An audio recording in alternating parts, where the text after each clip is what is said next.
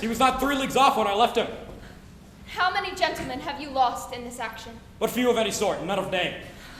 A victory is twice itself when the achiever brings home full numbers.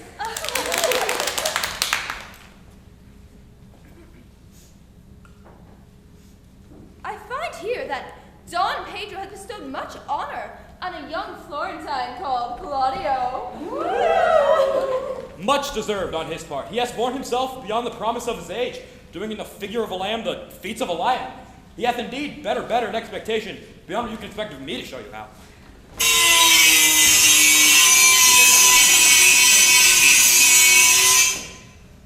I pray you, is Signor Maltanto returned from the wars, or no? No, none of that name. Lady, there were none in the army of any sort. What is he that you ask for, niece? My cousin means Signor Benedict of Padua. Oh, he's returned, and as pleasant as he ever was. I pray you, how many hath he killed and eaten in these wars? But how many hath he killed? For indeed I promised to eat all of his killing. Nay, niece, you tax Signor Benedict too much. He has done good service, lady, in these wars. He is a very valiant trencherman. He hath an excellent stomach.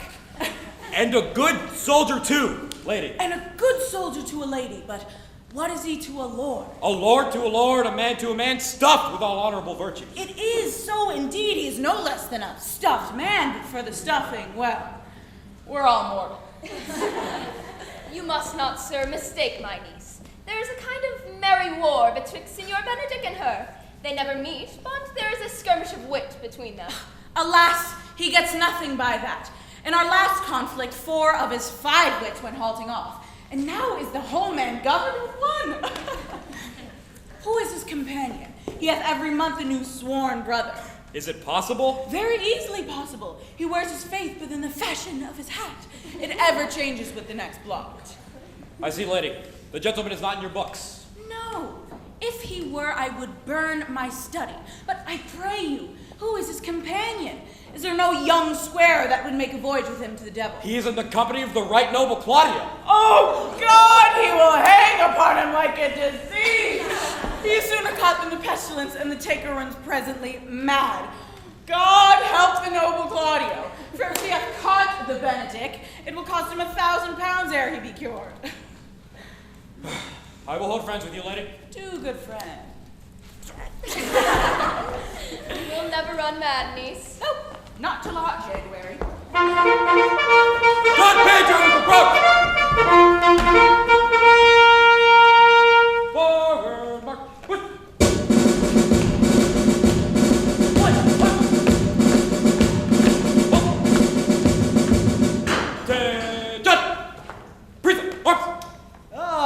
Signora Leonata! You are come to meet your trouble? The fashion of the brawl is to avoid cast, and you encountered. Never came trouble to my house in the likeness of your grace. You embrace your charge too willingly.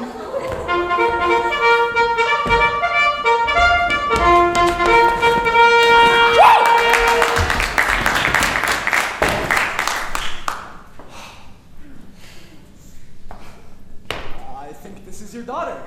My mother hath many times told me so.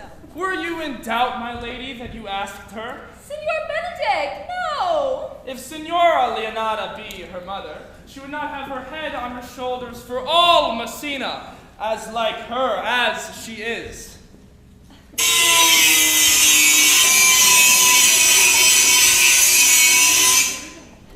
I wonder that you will still be talking, Signor Benedict. No one marks you. What? My dear Lady Disdain, are you yet living? Is it possible Disdain should die while she has such meat food to feed it as Signor Benedict? Courtesy itself must convert to disdain if you come in her presence. Then is courtesy a turncoat, but it is certain I am loved of all ladies, only you excepted. And I could find in my heart that I had not a hard heart, for truly I love none. A dear happiness to women! They would else have been troubled with a pernicious suitor. I thank God in my cold blood I am of your humor for that.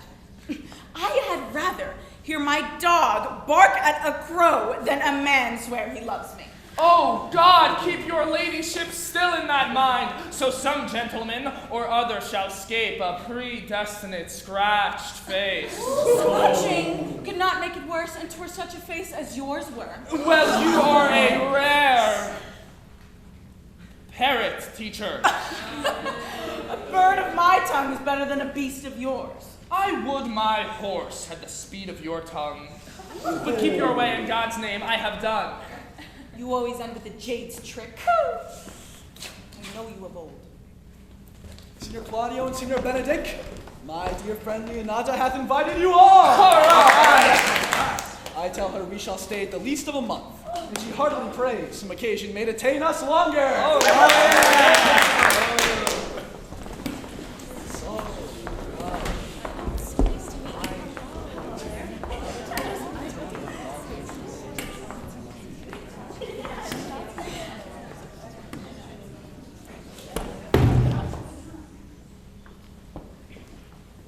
My lord, Don John, let me bid you welcome. My lord, being reconciled to the prince, your brother, I owe owe you all duty.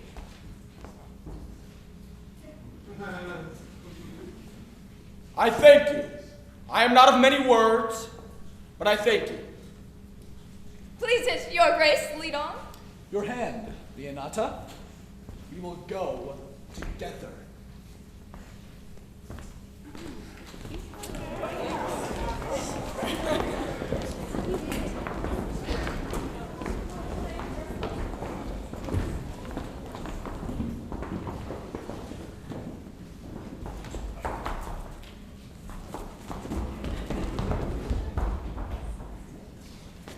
Benedict, this thou note the daughter of Lady Leonarda? I noted her not, but I looked on her. Is she not a modest young lady? Do you question me, as an honest man should do, for my simple, true judgment, or would you have me speak after my custom, as being a professed tyrant to their sex? No, I pray thee, speak in sober judgment. Why? I' faith, methinks her too low for high praise, too brown for fair praise, and too little for great praise. Only this commendation I can afford her, that were she other than she is, she were unhandsome. And, being no other but as she is, I do not like her. Thou thinkest I am in sport. I pray thee, tell me truly how thou likest her. Would you buy her that you inquire after her? Can the world buy such a jewel? Yea, and a case to put it into. In mine eye, she's the sweetest lady that ever I looked on. I can see yet without spectacles, and I see no such matter. There's her cousin. And she were not possessed with a fury, exceeds her in beauty as much as the 1st of May doth the last of December. But I hope you have no intent to turn husband. Have you? I would scarce trust myself, though I had sworn the contrary, if here were to be my wife.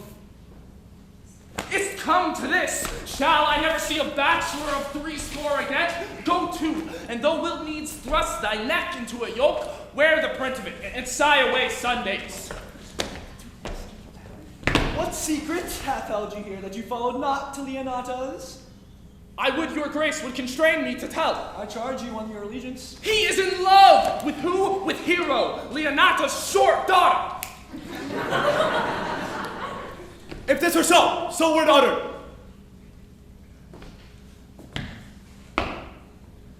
Amen! If you love her. For she is very well worthy. Did you speak this to fetch me in, my lord? By my troth, I speak my thought. And in faith, I spoke mine. And by my two faiths and troths, my lord, I spoke mine. That I love her, I feel. That she is worthy, I know. That I neither feel how she should be loved, nor know how she should be worthy, is the opinion that fire cannot melt out of me. I will die in it at the stake. Thou wast ever an obstinate heretic in the despite of beauty. That a woman conceived me, I thank her. That she brought me up, I likewise give her most humble thanks. But that I will hang my bugle in an invisible baldric, all women will pardon me. Because I will not do them the wrong to mistrust any, I will do myself to right to trust none. I will live a bachelor. I shall see thee, ere I die, look pale with love. Oh, with anger, with sickness, or with hunger, my lord, not with love. Well, as time shall try, in time the savage bull doth bear the yoke. The savage bull may, but if ever the sensible Benedict bear it, let me be vilely painted, and in such great letters as they write, here is good horse to hire. Let them signify under my sign, here lies Benedict, the married man. Signor Benedict, repair to Leonata's. Commend me to her, and tell her I will not fail her at supper, for indeed she hath made great preparation. I have almost matter enough in me for such an embassage. Examine your conscience, and so I leave you.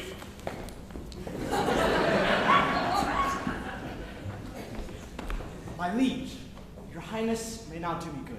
My love is thine to teach. Tell it but how. Hath Leonarda any son, my lord? No child but Hero. She's her only heir. Dost thou affect her, Claudio?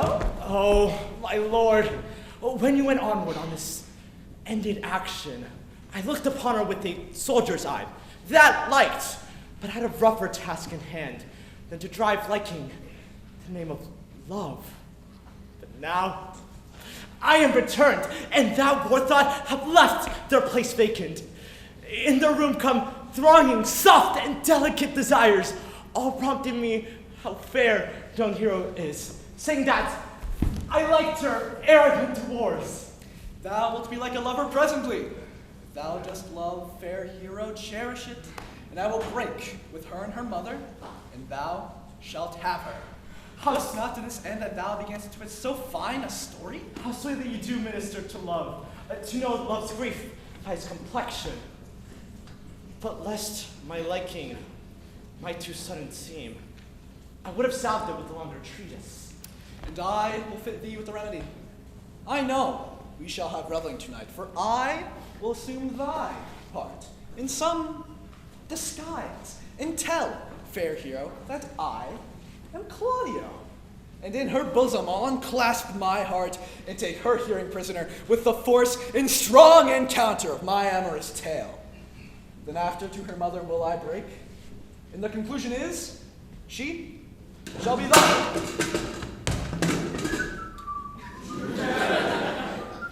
In practice, let us put it presently.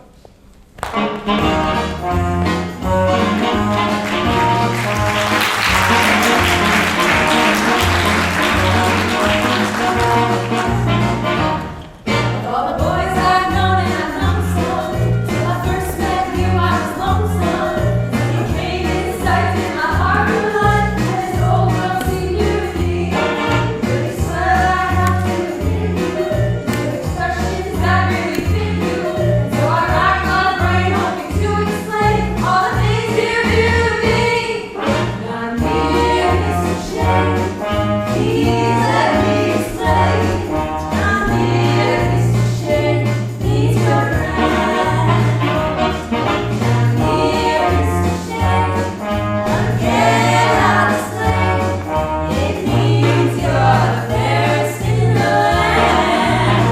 I could say Bella, Bella, you can say never. Each language only helps me tell you how grand you are. I try to explain, I'm here, Mr. Shane, so kiss me and say you'll understand.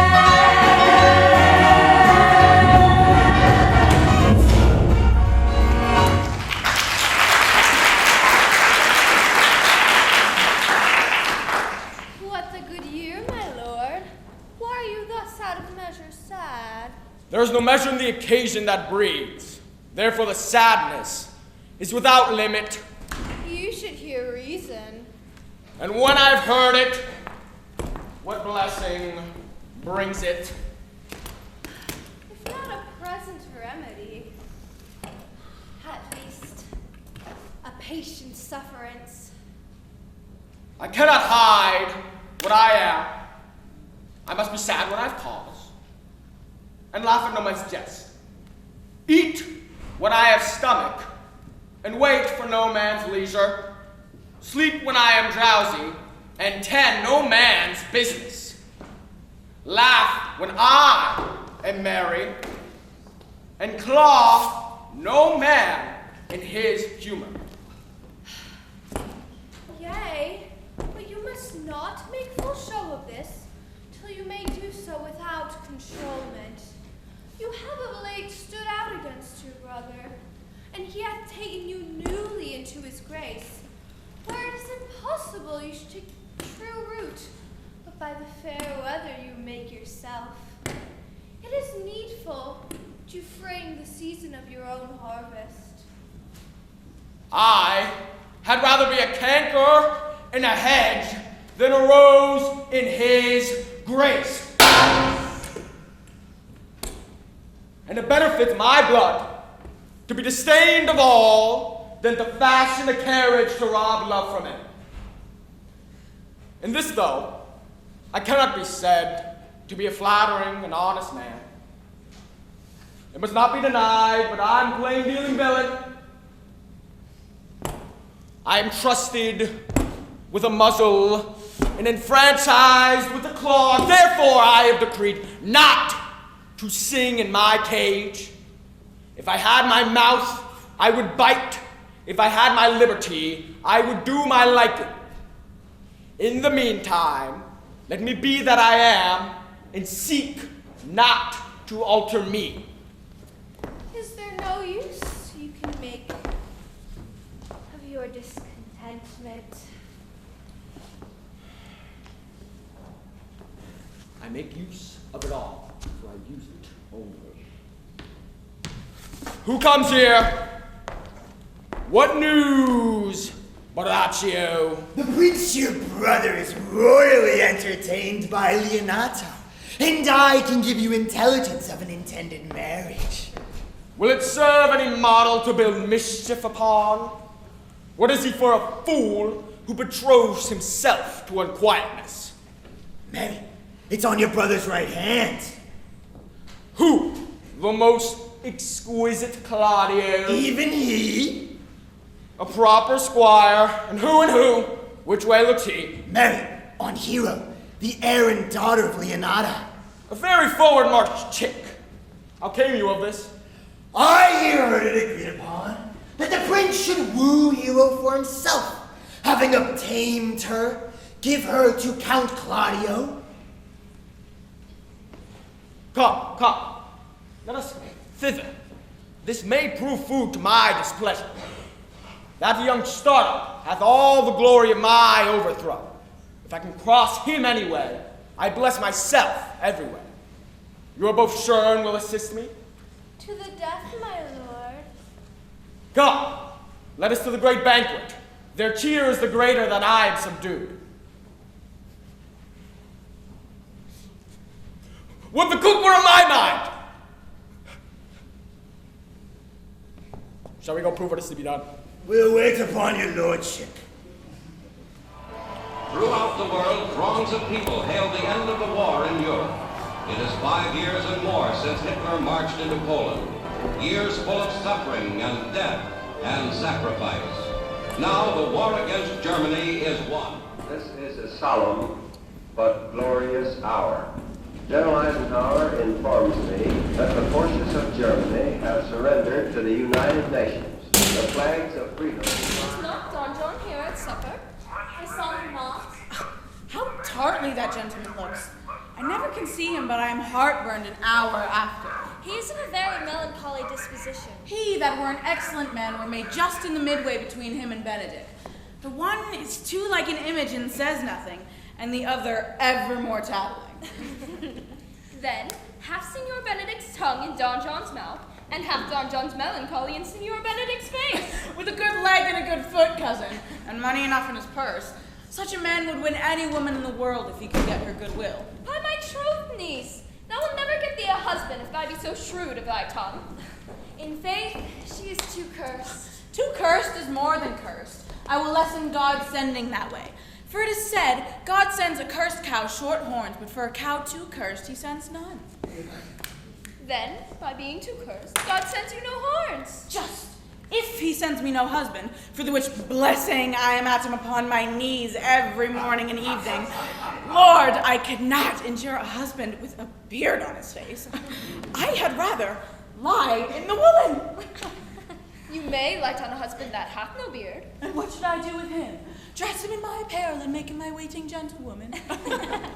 He that hath a beard is more than a youth, and he that hath no beard is less than a man. And he that is more than a youth is not for me, and he that is less than a man, I am not for him. Well, niece, I hope you will be ruled after your mother. Yes, Faith, it is my cousin's duty to make curtsy and say, Mother, as it please you. But for all that, cousin, let him be a handsome fellow, or else make another curtsy and say, Mother, as it please me. Well, niece, I hope to see you one day fitted with a husband. No, not till God make man of some other metal than earth. Would it not grieve a woman to be overmastered by a piece of valiant dust? No, good aunt, I'll none. For Adam's son are my kindred, and truly I hold it a sin to match with my brethren. Daughter, remember what I told you. If the Count do solicit you in that kind, you know your answer. The fault will be in the music, cousin. If you be not wooed in good time, if the Count be too importunate, tell him there is measure and everything, and so dance out the answer. Cousin, you apprehend passing shrewdly. I have a good eye, cousin. I can see a church by daylight. The rebels are entering. Sister, make good room.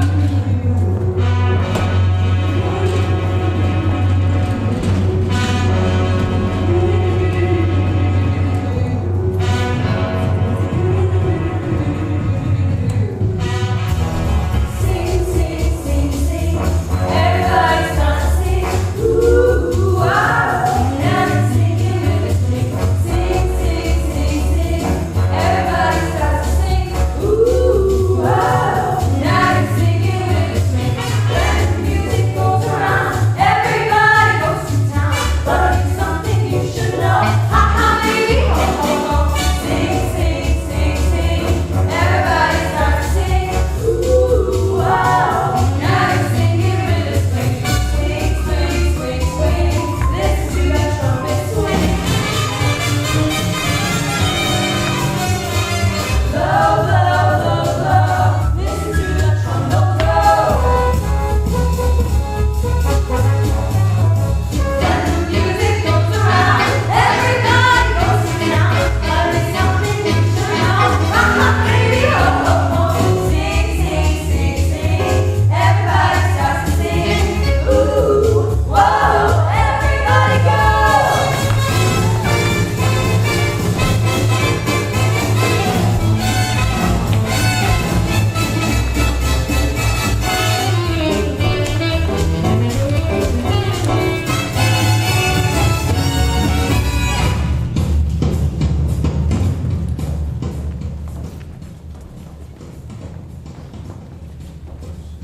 Lady, will you walk about with your friend? So you walk softly, look sweetly, and say nothing. I am yours for the walk, and especially when I walk away. With me in your company? I may say so when I please. Speak low if you speak love. Well, I would you did like me. So would not I for your own sake, for I have many ill qualities. Well, which is one? I say my prayers aloud. Oh, I love you the better. The hearers may cry, Amen. God, match me with a good dancer. And God keep him out of my sight when the dance is done. Would you not tell me who told you so? No, you shall pardon me. Nor will you not tell me who you are? Not now. That I was disdainful. Well, this was Signor Benedict that said so. What's he? I'm sure you know him well enough. Not I, believe me. Did he never make you laugh? I pray you, what is he? Why? He's the prince's jester, a very dull fool. Only his gift is in devising impossible slanders. None but libertines delight in him, and the condemnation is not in his wit, but in his villainy. For he both pleases men and angers them, and they laugh at him. When I know the gentleman, I'll tell him what you say. Do. We must follow the leaders.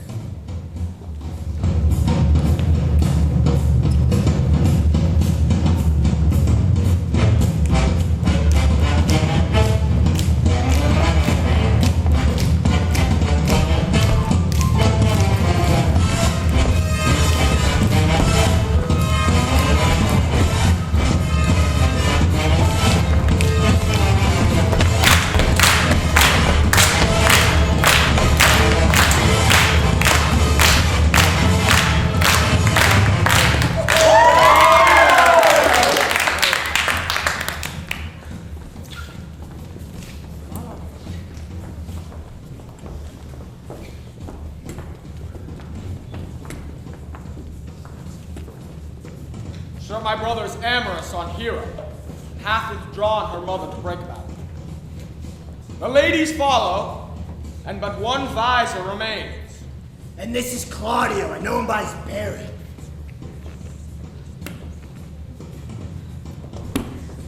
Are you not, Senor Benedict?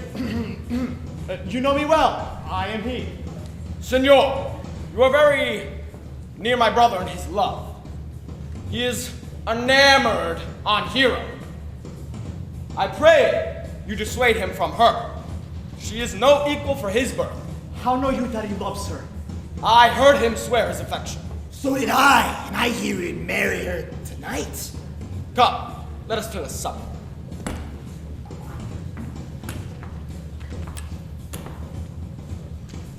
Thus answer I, name of Benedict.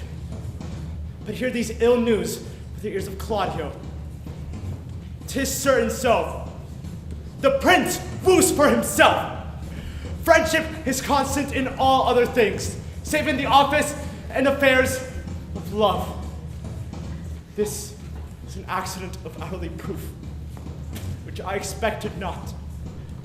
Farewell, therefore, hero.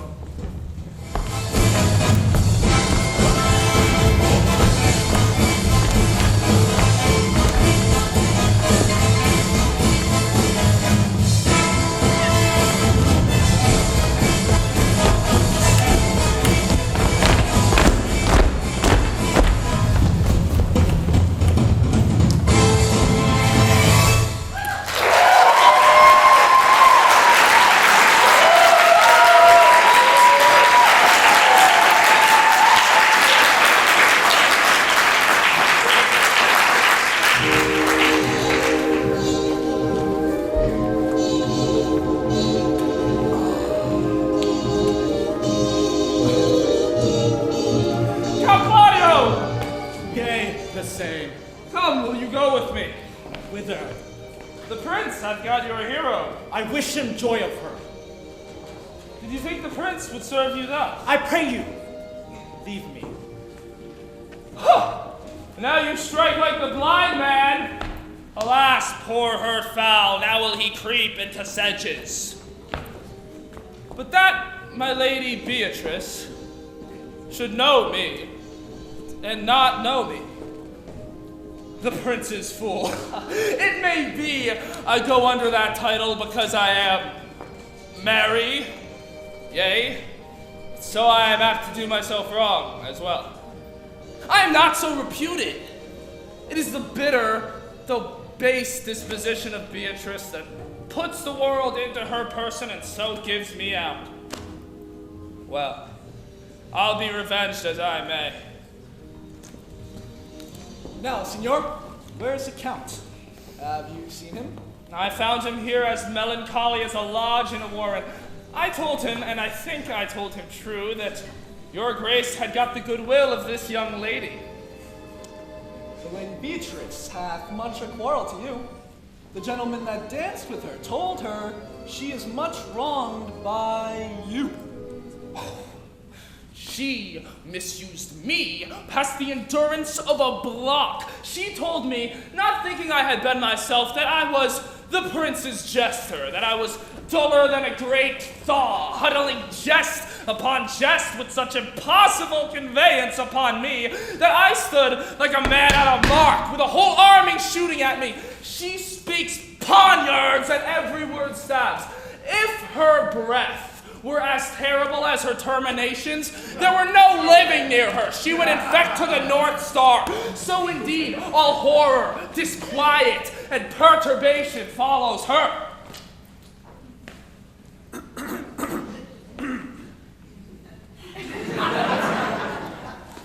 Will your grace command me any service to the world's end? I will go on the slightest errand now to the Antipodes that you can devise to send me on. I will fetch you a toothpicker from the furthest inch of Asia, bring you the length of Prester John's foot, fetch you a hair of the great Khan's beard, do you any embassage to the pygmies, rather than hold 3 words conference with this harpy! You have no employment for me? None, but to desire your good company. Oh God, sir, here's a dish I love not. I cannot endure my lady tongue. Come, lady, come. You have lost the heart of Signor Benedict. Indeed, my lord. He lent it me a while, and I gave him use for it. A double heart for a single one. Marry once before he wanted of me with false dice. Therefore your grace may well say, I have lost it. You have put him down, lady. You have put him down. So I would not he should do me, my lord, lest I should prove the mother of fools. I have brought Count Claudio, whom he sent me to seek. Why? How now, Count? Wherefore are you sad? Not sad, my lord. How then? Sick? Neither, my lord. The Count is neither sad, nor sick, nor merry, nor well, but civil, Count. Civil as an orange and something of that jealous complexion. I' faith, lady, I think your blazon to be true, though I'll be sworn if he be so his conceit is false. Here, Claudio, I have wooed in thy name, and fair hero is won. I broke with her mother, and her goodwill obtained. Name the day of marriage, and God give thee joy! Oh, Count, take me of my daughter, and with her my fortunes. His grace hath made the match, and all grace say amen to it. Speak, Count, 'tis your cue. Silence is the perfidest herald of joy. I were but little happy if I could say how much, lady, as you are mine, I am yours. Speak, cousin, or if you cannot, stop his mouth with a kiss and let him not speak neither.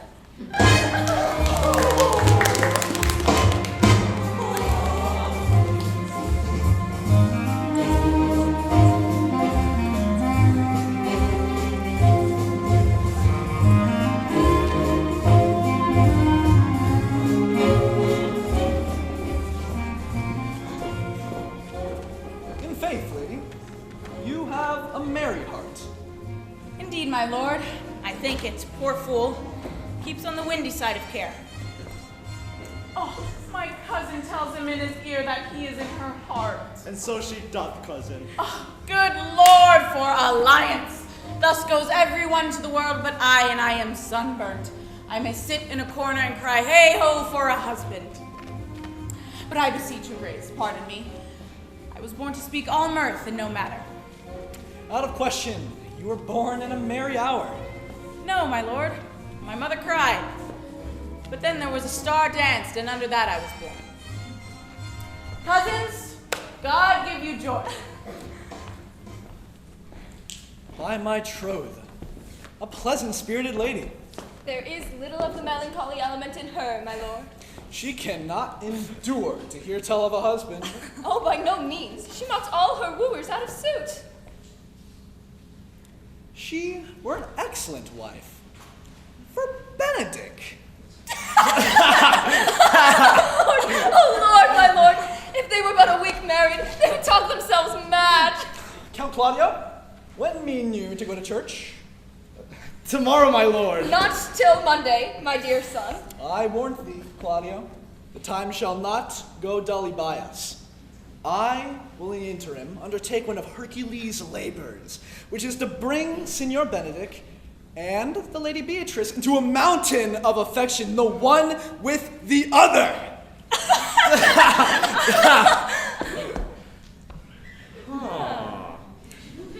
I would fain have it a match, and I doubt not but to fashion it, if you three will minister such assistance as I shall give direction. My lord, I am for you. And I, my lord. And you too, gentle hero. I will do any modest office, my lord, to help my cousin to a good husband. And Benedict is not the unhopeless husband that I know. Well, thus far can I praise him. He is of a noble strain, of approved valor and confirmed honesty. I will teach you how to humor your cousin, that she shall fall in love with Benedict. And with your two helps, you will so practice on Benedict that in despite of his quick wit and his queasy stomach, he shall fall in love with Beatrice. If we can do this, Cupid is no longer an archer. His glory shall be ours, for we are the only love gods. Go in with me, and I will tell you my drift.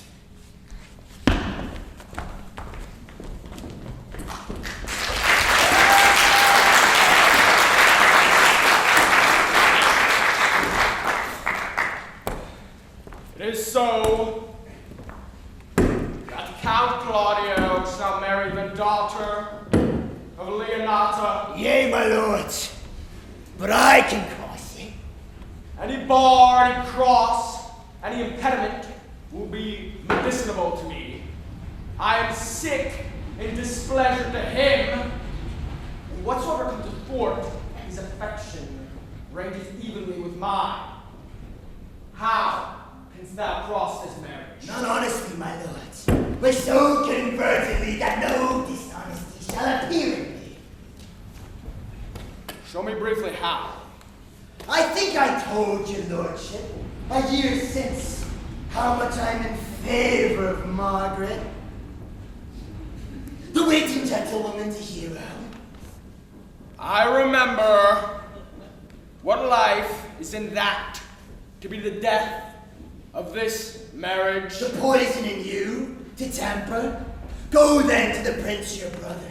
Spare not tell him that he has wronged his honor in marrying the renowned Claudio, whose estimations you mightily uphold to a contaminated stale, such a one as hero. What proof shall I make of that? Proof enough to misuse the prince, to vex Claudio, to undo hero, and kill Leonata. Look for him for any other issues. Only to despite them, I will endeavor anything. Go then. Find me a meet hour. Draw out Don Pedro and Count Claudio alone. Tell them that hero loves me. They will scarcely believe it without trial. Offer them an instance which I'll bear no less likelihood than to see me caught with her privately. Hear me call Margaret hero. And bring them to see us the very night before the intended wedding. And there shall appear such seeming truth of heroes' disloyalty, that jealousy shall be called assurance, and all of our preparations overthrown. Roll this into an adverse issue if you can. I will put it in practice. Be cunning in the working this, and I feed 1,000 darts. Be you constant in your accusations, and my shunning, my cunning shall not shame you.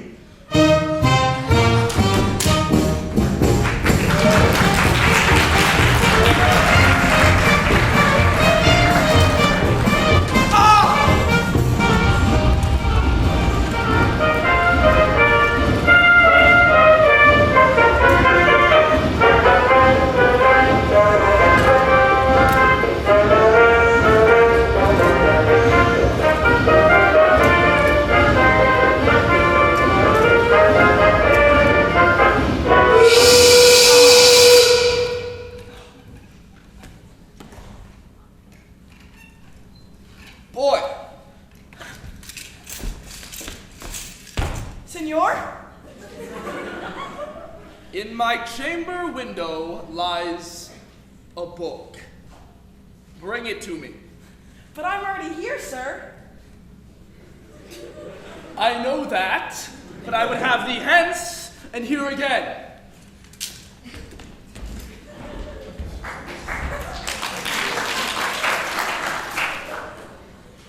I do much wonder that one man, seeing how much another man is a fool, when he dedicates his behaviors to love, will, after he hath witnessed such shallow follies in others, become the argument of his own scorn by falling in love.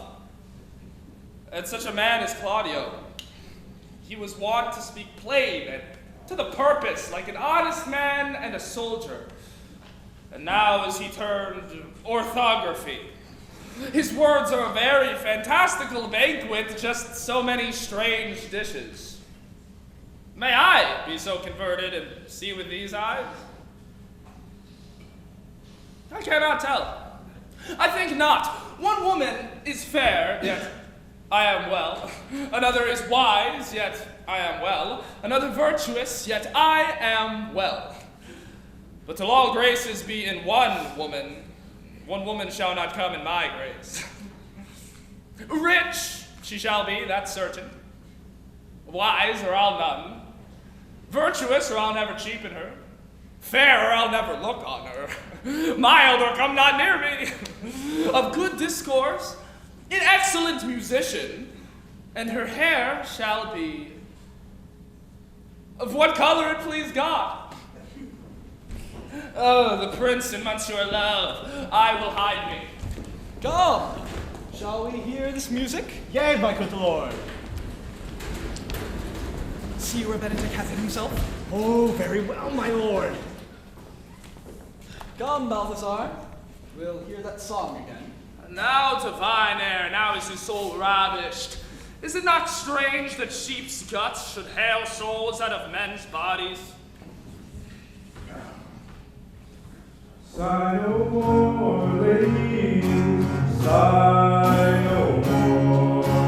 Men were deceivers, ever one would see and one on shore. To one thing causing never tie our soul, let them go. We lies the money, converting all sounds of war. Hey, honey, sing no more, sing no more. Of dawn so dull and heavy, the fraud of men was ever so. Since other words believe me, then sigh not so, let them know to be you by the money, converting all the sounds of woe. Hey, honey.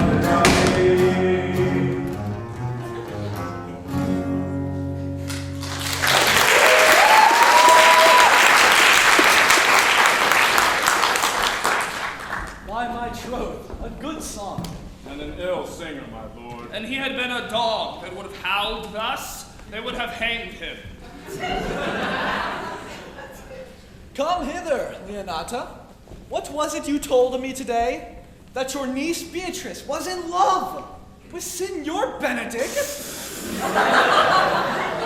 Oh, I did never think that lady would have loved any man.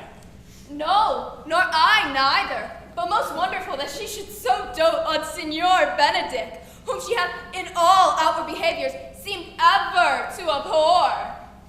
It's possible, since the wind in that quarter. By my troth, my lord, I cannot tell what to think of it, but that she loves him with an enraged affection. It is past the infinite of thought. Maybe she doth but counterfeit. Oh God, counterfeit?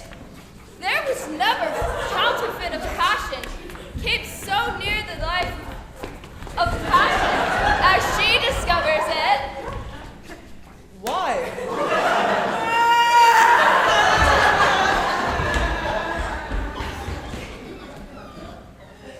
What effects of passion shows she? What effects, my lord? Bait the hook well, this fish will bite. What effects, my lord? You heard my daughter tell you how. How? How, pray you? Oh, you amaze me. I would have thought her spirit had been invincible against all assaults of affection. Oh, I would have sworn it had, my lord, especially against Benedict. I should think this a trick, but the white-haired lady speaks it. Yet in the affections. Hold it up. Hath she made her affection known to Benedict? No, and she swears she never will. That is her torment. 'Tis true indeed. So your daughter says, shall I? Says she, that so oft encountered him in scorn. Write him that I love him. Oh, she tears her into 1,000 pieces. Then down upon her knees she falls, weeps, sobs, beats her heart, tears her hair, prays, curses. Oh, sweet Benedict! God! Give me patience. She doth indeed. My daughter says so, and railed at herself that she should be so immodest to write to one that she knew would flout her. And the ecstasy has so much overbore her. My daughter is sometimes afeared she will do a desperate outrage to herself.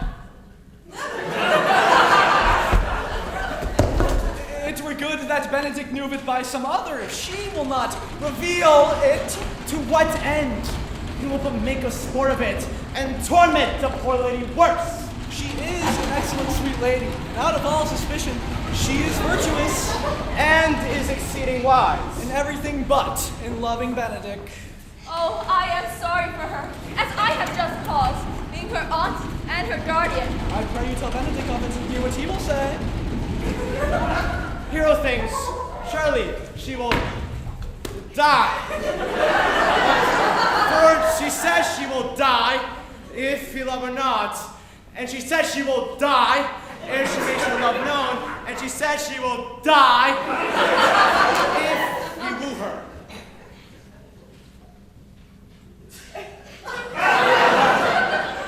If she should make tender of her love, 'tis very possible he'll scorn it, for the man, as you know all, hath a contemptible spirit.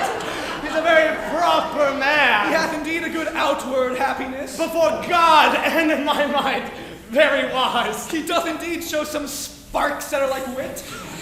Well, and I take him to be valiant. Well, I am sorry for your niece. Shall we go seek Benedict and tell him of her love? Never tell him, my lord. Let her wear it out with good counsel. Nay, that's impossible. She may wear her heart out first. Well, we will hear further it from your daughter. Let it cool the while. I love Benedict well, and I could wish he would so modestly examine himself to see how much he is unworthy of so good a lady. Dinner is ready, my lord. Will you walk?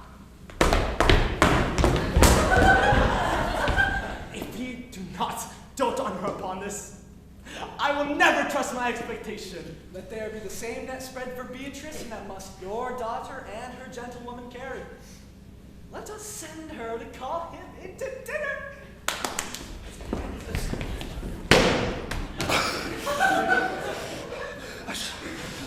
This can be no trick. The conference was sadly born. They have the truth of this from Hero. They seem to pity the lady. It seems her affections have their full bent. Love me? Why, it must be requited. I hear her I am censored. They say I will bear myself proudly if I perceive the love come from her. They say, too, that she would rather die than give any sign of affection. I did never think to marry. I must not seem proud. Happy are they that hear their detractions and can put them to mending. They say the lady is fair. 'Tis a truth, I can bear them witness. And virtuous, 'tis so, I cannot reprove it. And wise. But for loving me, by my troth, it is no addition to her wit, nor no great argument for her folly, for I will be horribly in love with her. I may chance have some odd quirks and remnants of wit broken on me because I have railed so long against marriage, but doth not the appetite alter? No, the world must be peopled. When I said I would die a bachelor, I did not think I should live till I were married. Here comes Beatrice. By this day she's a fair lady. I do spy some marks of love in her.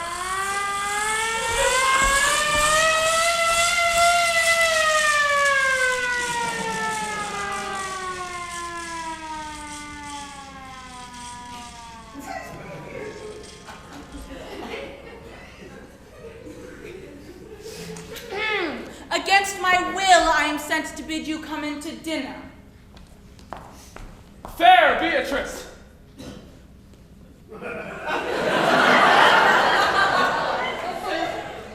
I thank you for your pains. I took no more pains for those things than you take pains to thank me. If it had been painful, I would not have come. You take pleasure, then, in the message? Yea, just so much as you may take upon a knife's point and choke a daw withal.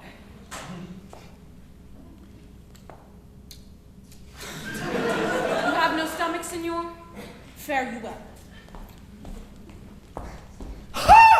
Against my will, I am sent to bid you come into to dinner. There's a double meaning in that. I took no more pains for those things than you took pains to thank me. That's as much as to say, any pains I take for you is as easy as thanks. Oh, I do not take pity on her, I am a villain. I do not love her, I am a fool. I will go get her picture!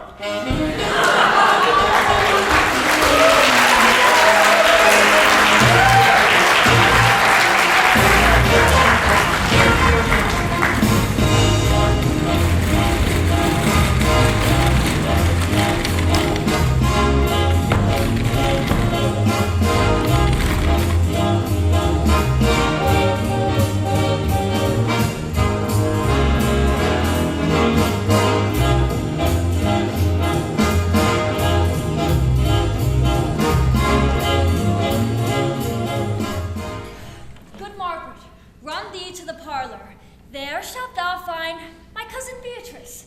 Whisper her ear and tell her I and Ursula walk in that orchard, and our whole discourse is all of her. Say that thou overheardst us, and bid her seal where she can hide her to listen our propose. This is thy office. Bear thee about it, and leave us alone. I'll make her come. I warrant you presently. Now, Ursula, when Beatrice doth come, as we do trace this alley up and down, our talk must only be of Benedick.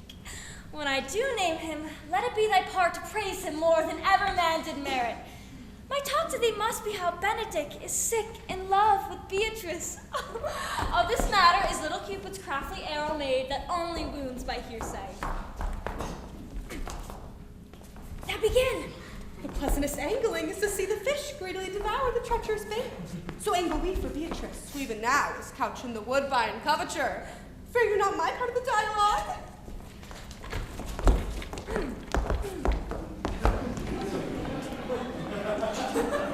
No, truly, Ursula, she is too disdainful. I know her spirits are as coy and wild as haggards of the rock. But are you sure that Benedick loves Beatrice so entirely? So says the prince and my new-trothed lord. And did they bid you tell her of it, madam? They did entreat me to acquaint her of it, but I persuaded them, if they loved Benedick, to wish him wrestle with affection, and never let Beatrice know of it. Why did you so?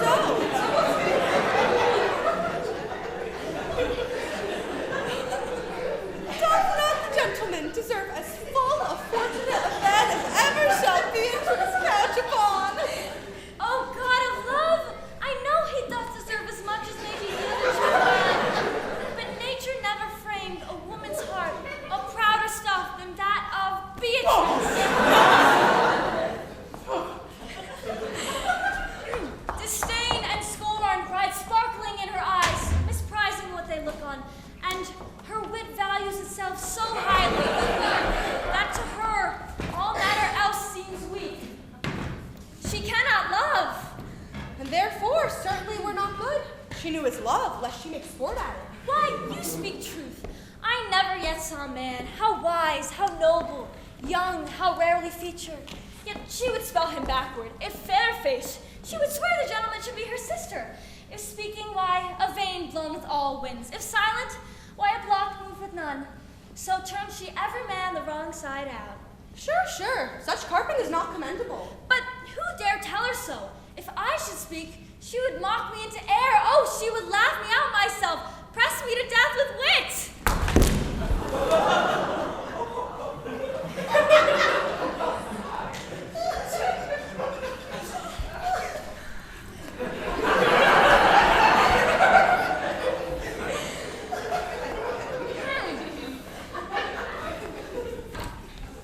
Therefore, let Benedick, like covered fire, consume away in sighs, waste inwardly. It were a better death than die with mocks, which is as bad as die with tickling. Yet tell her of it, hear what she will say. No, rather, I will go to Benedick and counsel him to fight against his passion.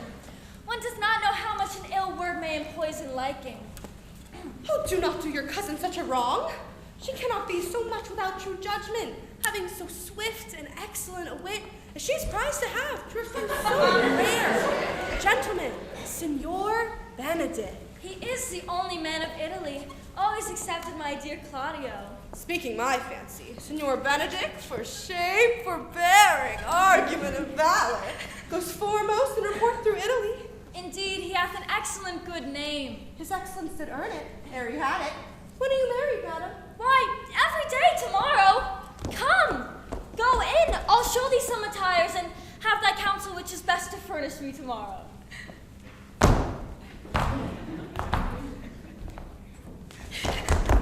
She's limed, I warrant you. We've caught her, madam.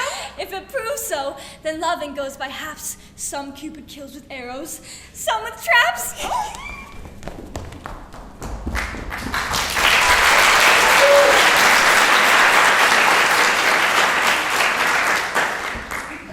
What fire is in mine ears?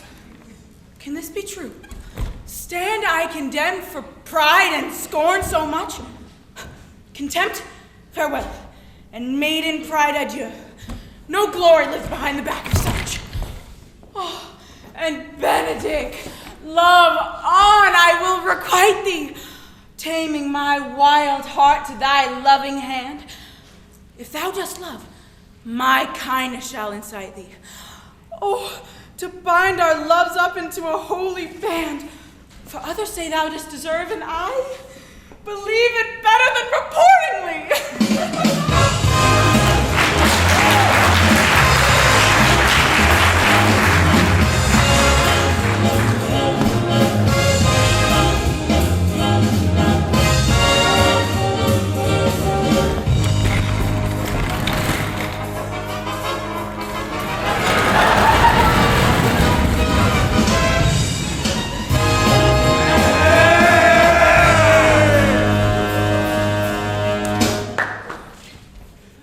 Stay till your marriage be consummate, then go I toward Aragon. I'll bring you thither, my lord, if you'll vouchsafe me. Nay, I will only be bold with Benedict for his company, for from the crown of his head to the sole of his foot, he is all mirth. Gallants, I am not as I have been. I hope he'd be in love. I have the toothache. What? Sign for the toothache? Well, everyone can master a grief, but he that has it. Yet say I, he is in love. Yet this is no charm for the toothache. You are all hobby horses. For my life. Hero and Ursula have by this played their part with Beatrice. And then the two bears will not bite one another when they meet.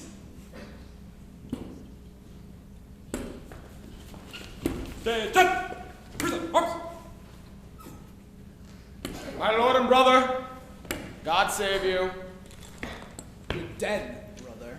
I would speak with you in private. Count Claudio may hear, for what I speak of concerns him.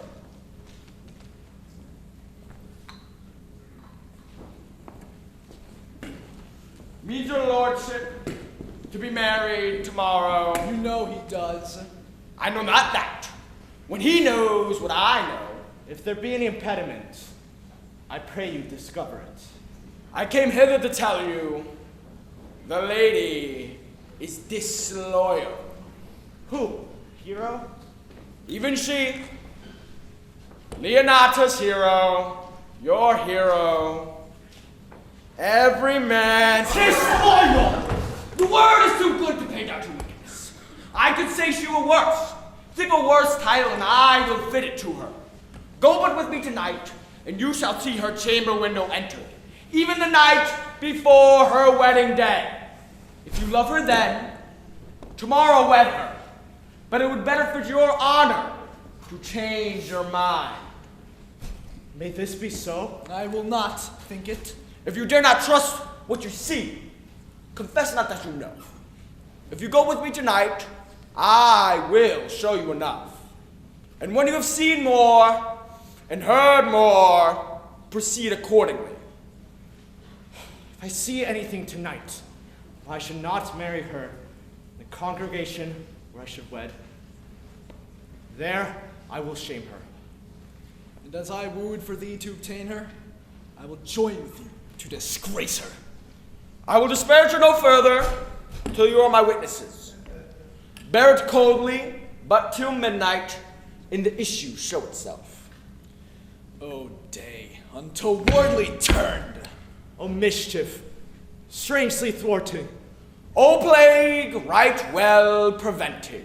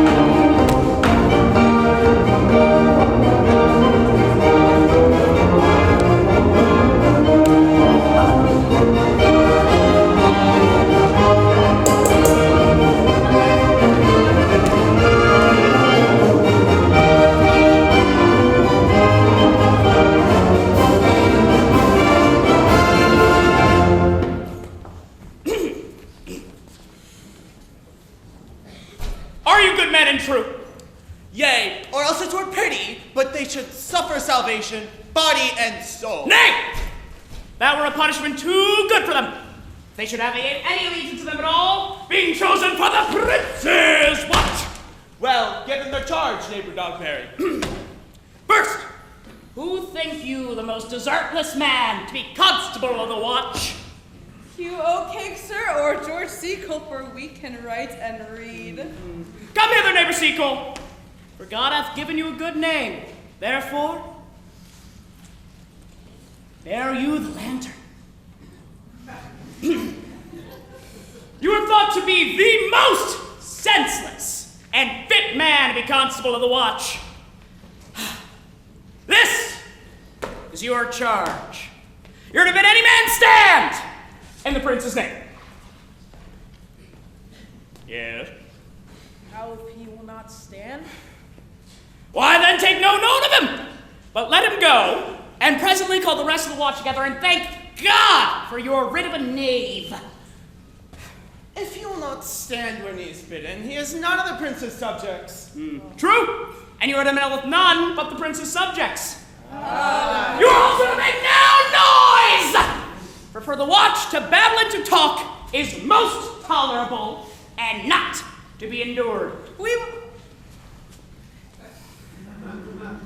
will rather sleep than talk. We know what belongs to a watch. Why? You speak like an ancient and most quiet watchman, for I cannot see how sleep should offend. You are to go to all the alehouses, and bid those that are drunk, get them to bed. How if they will not? Why then let them alone until they are sober. Well, sir.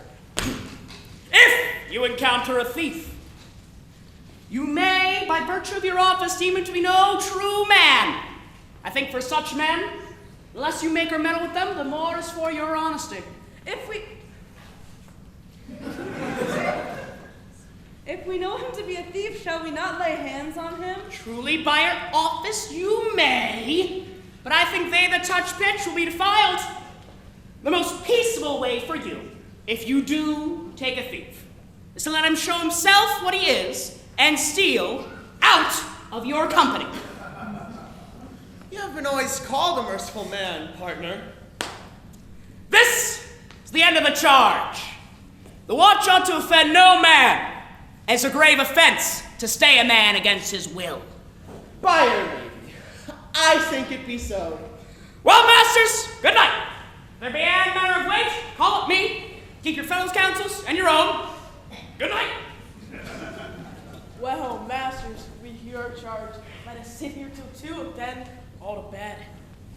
One word more. Honest neighbors, I pray you watch by Signora Leonata's door. With the wedding being here tomorrow, there's a great coil tonight. Adieu. Be vigilant, I beseech you.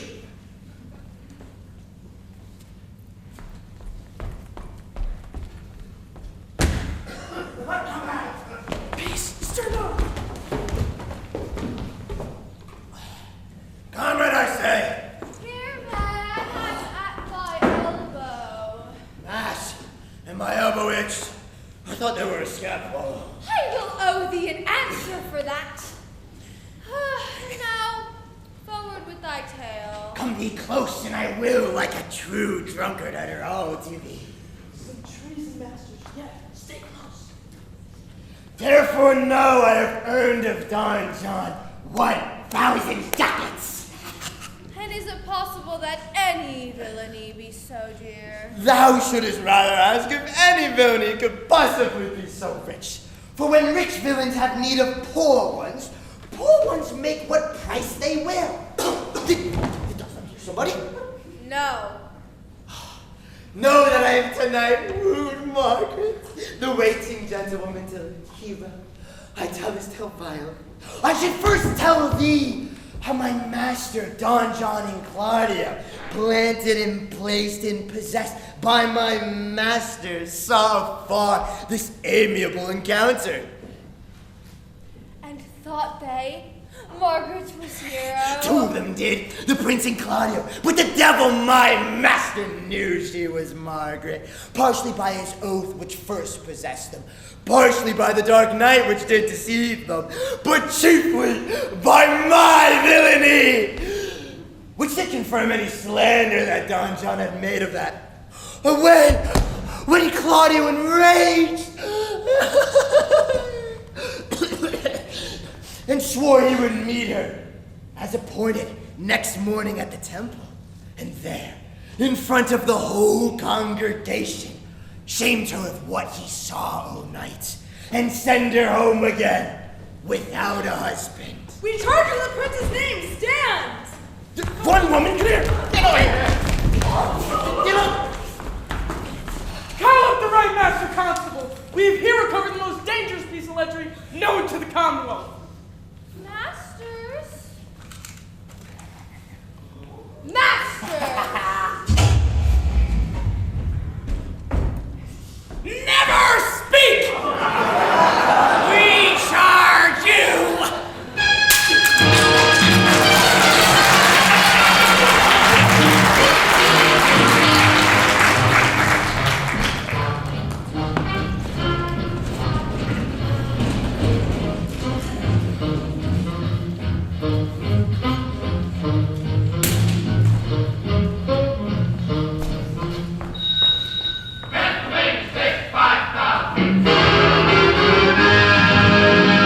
Good Ursula, wake my cousin Beatrice and desire her to rise. I will, lady. And bid her come hither. Well, Troth, I think your other rebuttal were better. No, pray thee, good Meg, I'll wear this. By my troth, it is not so good, and I warrant your cousin will say so. My cousin's a fool, and thou art another. I'll wear none but this.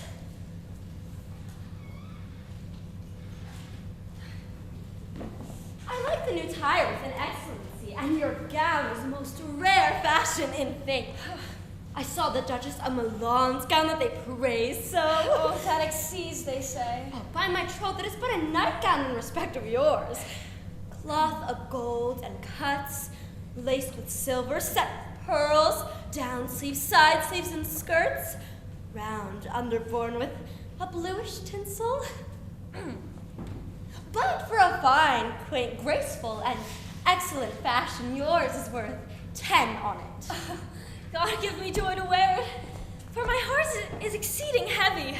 'twill be heavier soon by the weight of a man. Fie upon thee! Art not ashamed? Of what, lady? Of speaking honorably?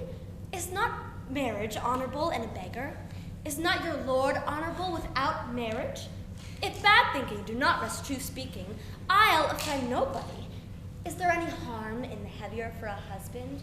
None, I think, and it be the right husband and the right wife. Otherwise, 'tis light and not heavy. Ask my lady Beatrice out, here she comes. Good morrow, cuz. Good morrow, sweet hero. Why, how now? Do you speak in the sick tune? I am out of all of the tune, methinks. Clap us into light and love, that goes without a burden. Do you sing it, and I'll dance it. 'Tis almost 5 o'clock, cousin. 'Tis time you were ready. By my troth, I am exceeding ill. For a hawk, a horse, or a husband? What means the fool? Nothing, but God send everyone their heart's desire. These gloves the Count sent me, they are an excellent perfume. I am stuffed, cousin. I cannot smell. A maid and stuffed. There's goodly catching of a cold. God help me! God help me! Doth not my wit become you rarely? It is not seen enough. You should wear it in your cap. By my troth, I am sick. Why then, get you some of this new medicine. Cardus benedictus. It is the only thing for a cold. Benedictus. Why Benedictus? You have some meaning in this Benedictus. Meaning? No, by my troth, I have no hidden meaning. I meant plain holy thistle. You may think, perchance, that I think you are in love. Nay, by Our Lady, I am not such a fool to think what I list, nor I list not to think what I can, nor indeed I cannot think if I would think my heart out of thinking that you are in love, or that you will be in love, or that you can be in love.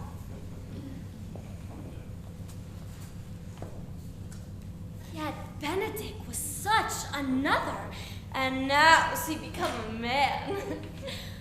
He swore he would never marry, and yet, now, in despite of his heart, he eats his meat without grudging. And how he may be converted, I know not, but methinks you look with your eyes as other women do. What pace is this that thy tongue keeps? Not a false scallop. Madam, withdraw! The prince, the count, Signor Benedict, Don John, and all the gallants of the town have come to fetch you to church! Oh, help to dress me! Good men! Good Ursula! Good cause! Oh.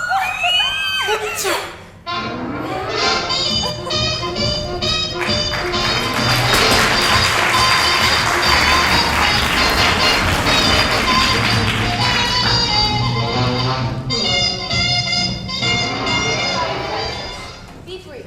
Only to the plain form of marriage, and you shall recount their particular duties afterwards. What would you with me, honest neighbors? Marry my lady, we would have some confidence with you that discerns you nearly. Brief, I pray you, for you see this is busy time with me. Marry this it is, my lady. Yes, in truth it is, my lady. What is it, good friends? Good man Burgess, my lady, speaks a little off the matter. You know, an old man, see, and, well, his wits are not so blunt as God knows I wish they were. But, in truth, as honest as the skin between his brows. Yes, I thank God I'm as honest as any man living that is an old man, and no honester than I. Neighbors, you are tedious. Why, it pleases your worship to say so, but truly for mine own part, if I had all the tediousness of a king, why, I could find it in my heart to bestow it all upon your worship. All thy tediousness on me, huh? I must leave. One word, my lady! Our watch! My lady, have comprehended 2 auspicious persons. We would have them this morning examined before your worship. Take their examinations yourself and bring it me. I am now in great haste, as it may appear on you. Shall we, suffragans? Go, good partners. Go get you to the jail. We are now to examine each of these men.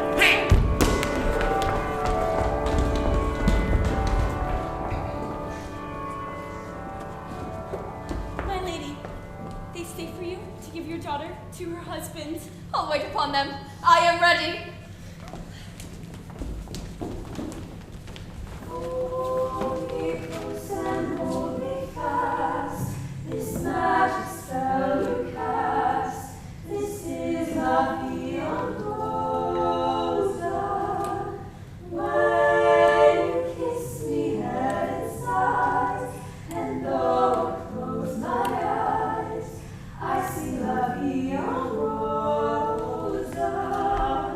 When you kiss me,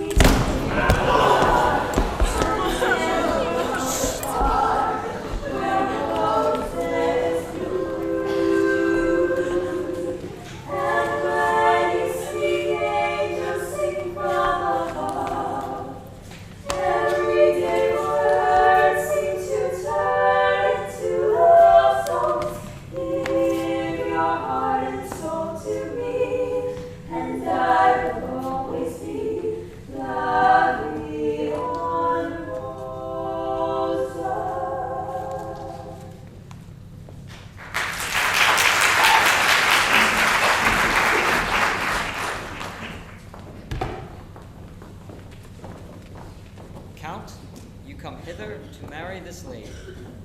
No. To be married to her. Friar, you come to marry her. Lady, you come hither to marry this count. I do. If there is any inward impediment on why you two should not be conjoined, I charge you on your souls to utter it. Know you any hero? None, my lord. Know you any count? I dare make his answer none. Oh, what men dare do. What men may do. what men daily do, not knowing what they do. How now? Interjections! Ha ha ha ha ha ha! Stand thee by, friar. My lady Leonata, will you, with free and unconstrained soul, give me this maid, your daughter? As freely, son, as God did give her me. There, Leonata! Take her back again! Give not this rotten orange to your friend! Behold, how like a maid she blushes there! Comes not that blood as modest evidence to witness simple virtue, of which you not swear, all you see her, that she were a maid by these exterior shows. She is none. She knows the heat of a luxurious bed. Her blush is guiltiness, not modesty. What do you mean, my lord? Not to be married, not to knit my soul to the proof wanton. Is my lord well, that he does speak so wide? Sweet prince, why speak not you? What should I speak? I stand dishonored that you have gone about to link my dear friend to a common stale. Are these things spoken, or do I but dream? My lady, they are spoken, and these things are true. This looks not like a nuptial. True. Oh God, defend me. How am I beset? What man was he taught with you yesterday night? Out at your window betwixt 12 and 1. Now, dear maid, answer to this. What kind of catechism call you this? I talked with no man at that hour, my lord. Why then, you are no maiden. Leonata, I'm sorry you must hear, but upon mine honor, myself, my brother, and this grieved count did see her. Hear her at that hour last night talk with the ruffian at her chamber window, who hath indeed, most like a liberal villain, confessed the vile encounters they have had 1,000 times in secret. If I did not be named, my lord, not be spoke of, there is not chastity enough in language without offense to utter it. Thus, pretty lady, I'm sorry for thy misgovernment. O hero, fare thee well, most foul, most fair. Thou pure in piety, impious purity. For thee, I will lock up all gates of love. Farewell. Hath no man's dagger here a point for me? Why, how now, cousin? Wherefore sit you down? Come now, let us go. These things thus come to light. Smother her spirits up.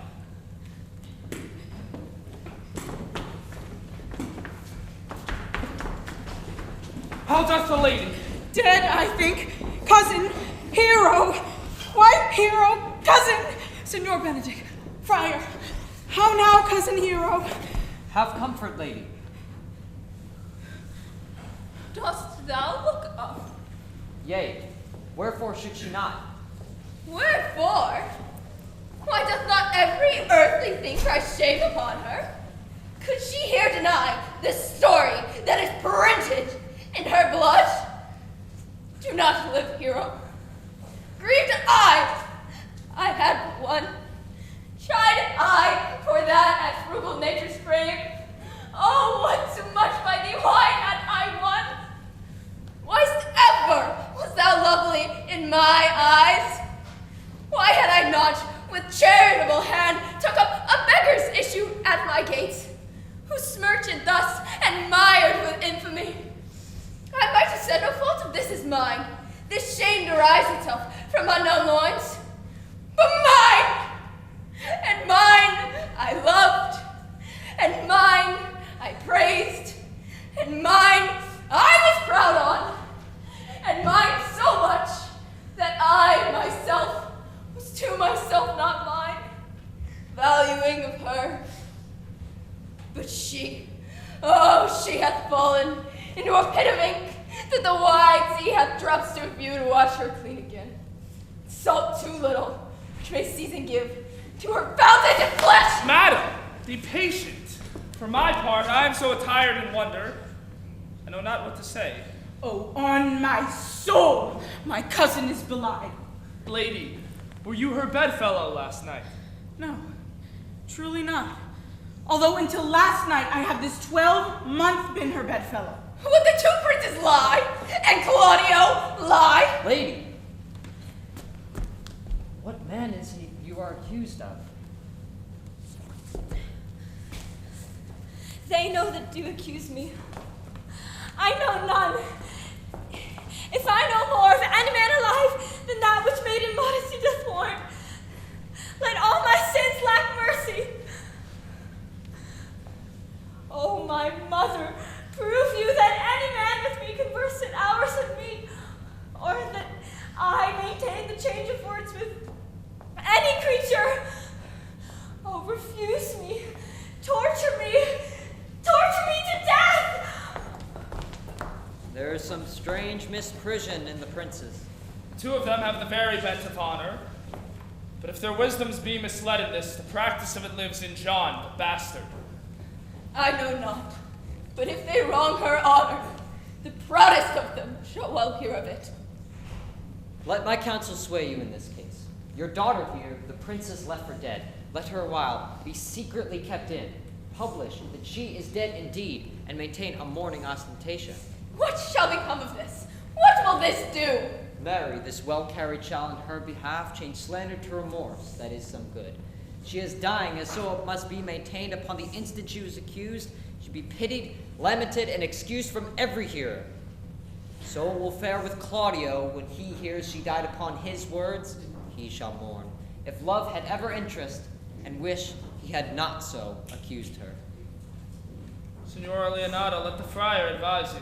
And though you know my inwardness in love is very much unto the prince and Claudio, yet, by mine honor, I will deal in this as secretly and justly as your soul should with your body. Being that I flow in grief, smallest twine may lead me. Come, lady, die to live. This wedding day is perhaps but prolonged. Have patience and endure.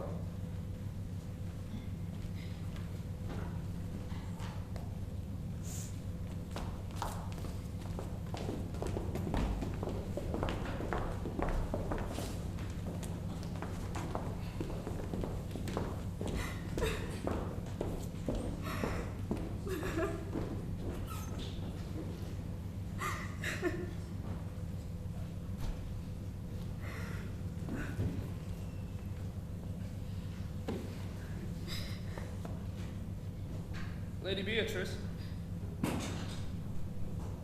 have you wept all this while? Yea, and I will weep a while longer. I will not desire that. You have no reason, I do it freely. Surely I do believe your fair cousin is wrong. What might the man deserve of me that would right her? Is there any way to show such friendship? A very even way, but you are no such friend. May a man do it? It is a man's office, but not yours. I do love nothing in the world so well as you. Is not that strange? As strange a thing I know not. It were as possible for me to say, I love nothing so well as you, but believe me not, and if I lie not, I confess nothing, nor I deny nothing. I am sorry for my cousin. By my troth, Beatrice, thou lovest me. Do not swear and eat it. I will swear by it that you love me, and I will make him eat it that says I love not you. Why, then God forgive me. What offense, sweet Beatrice? You have stayed me in a happy hour. I was about to protest I loved you. And do it with all thy heart. I love you with so much of my heart that none is left to protest.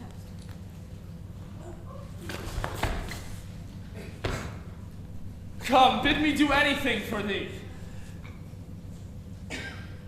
Kill Claudio.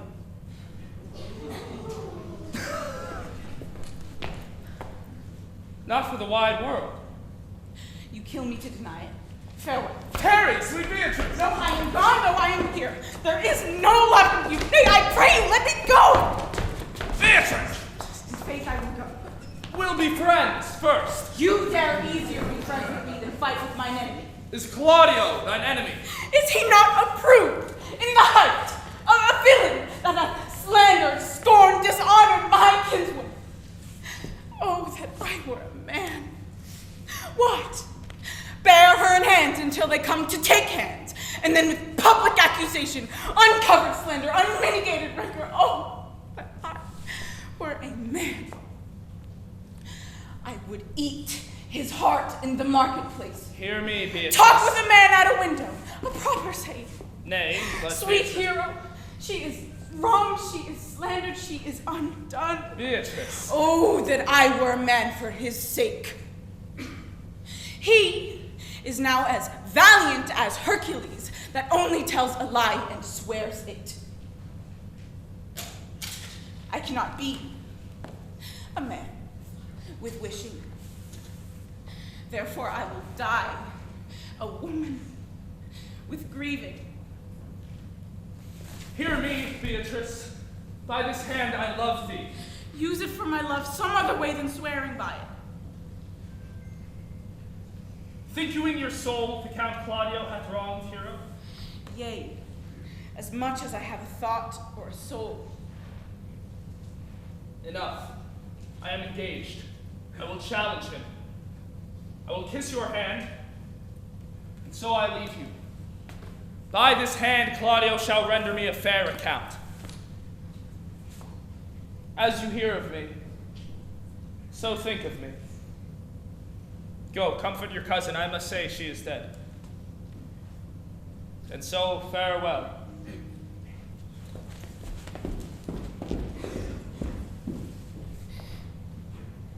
They ask me how I knew my true love was true. I of course replied, something here inside cannot be denied.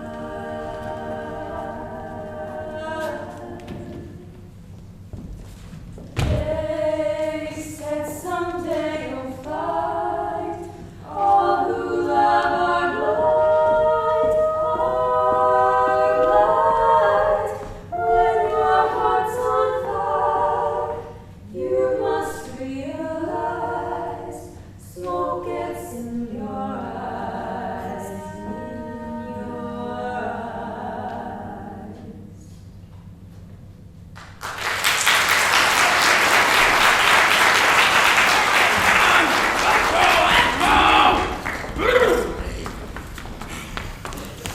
The whole assembly appeared. Oh, stool and a cushion for the sexton.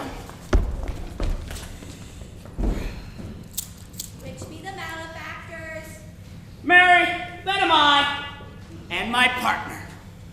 but which are the offenders that are to be examined. Let them come. Yea, Mary, let them come before me.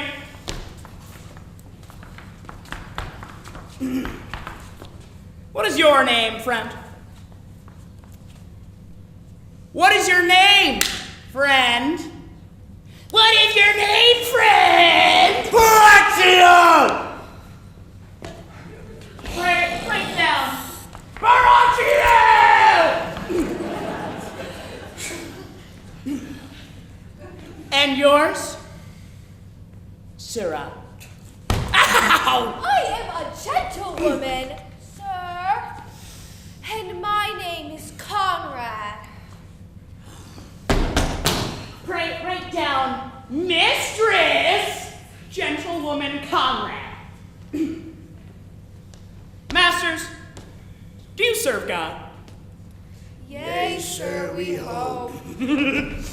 Write down that they hope they serve God. But put God first, for God defend, but God should go before such villains. Masters, it's been proved to be already that you are little more than false knaves. What say you for yourself? Marry, sir, we say we are none. A marvelous witty fellow, I assure you. I will about with her. Come hither, sirrah. A word in your ear! Master, it is said that you are a false knave. Sir, I say to you, we are none. Well, stand aside. For God, they are both in a tale. Have you written down that they are none? Master Constable, go not the way to examine. You must call for the watch that are their accusers. Hey, Mary, that's the aftest way. Let the watch come forth. Masters, I charge you, in the prince's name, accuse these men. This man said, sir, that Don John, the prince's brother, was a villain. Don John! Great, write down Don John a villain. Don John a villain? Master, pray me, fellow peace! I do not like thy look. What heard you him say, Alice? Mary, that he received 1,000 ducats of Don John for accusing the lady here of wrongful. That burglary as was ever committed! What else, fellow? And that Count Claudio did mean, upon his words, to disgrace fair hero in front of the whole assembly and not marry her. Oh, villain! Thou will be condemned to everlasting redemption for this! What else? This is all! And this, masters, is more than you can deny. Prince John is this morning secretly stolen away. Hero was in this manner accused, in this very manner refused, and upon the grief of this, suddenly died. Master Constable, be brought to Leonata. Off, coxcomb! God, my life, where's the secretary? Let her write down the Princess Officer Coxcomb. Away! You are an ass! You are an ass!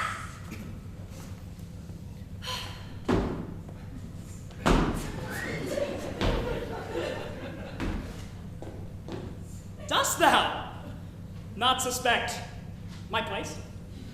Dost thou not suspect my years? Oh, that you were here to write me down an ass.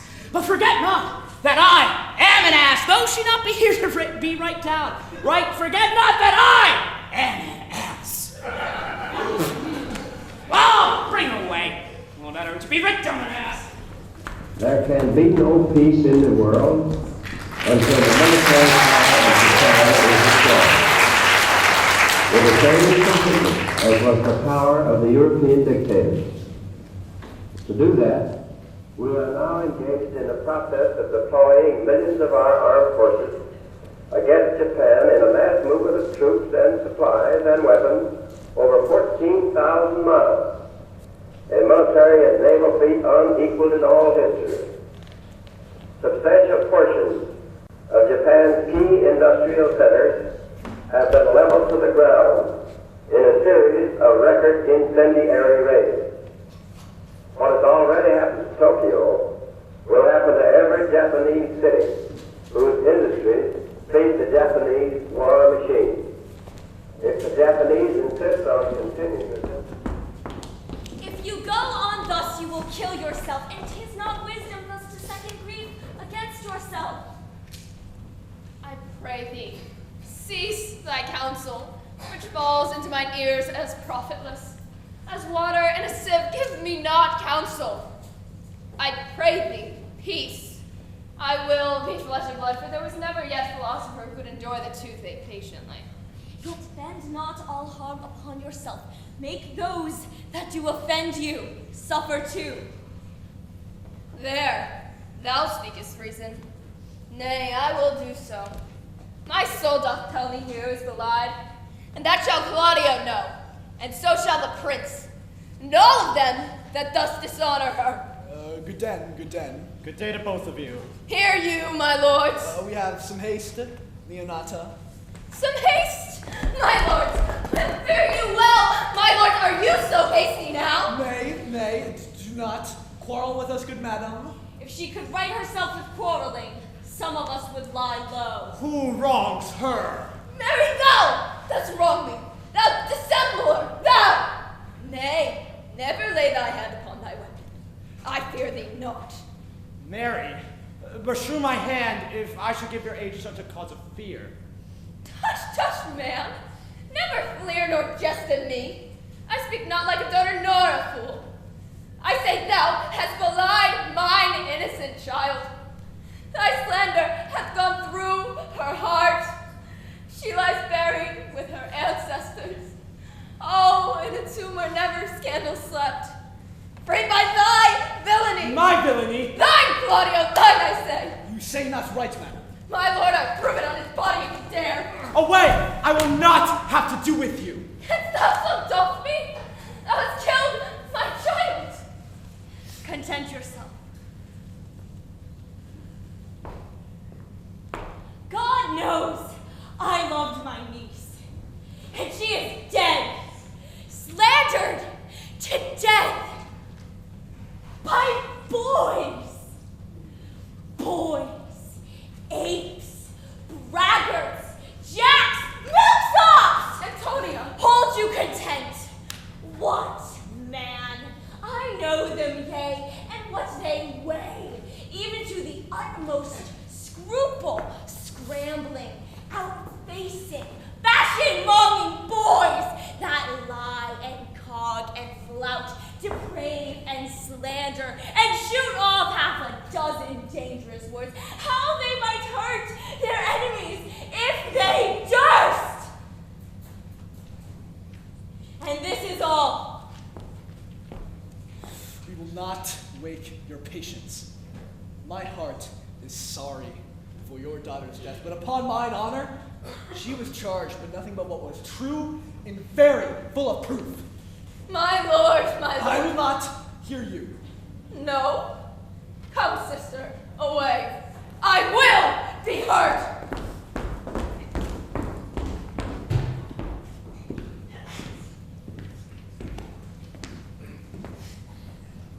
See?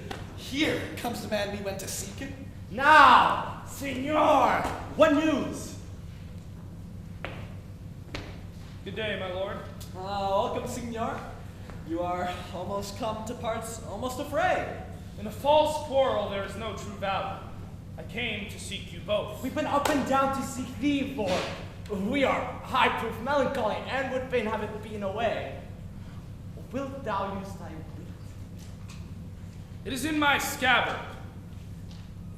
Shall I draw it? Dost thou wear thy wit by thy side? As I am an honest man, he looks pale. Art thou sick or angry? Shall I speak a word in your ear? You are a villain.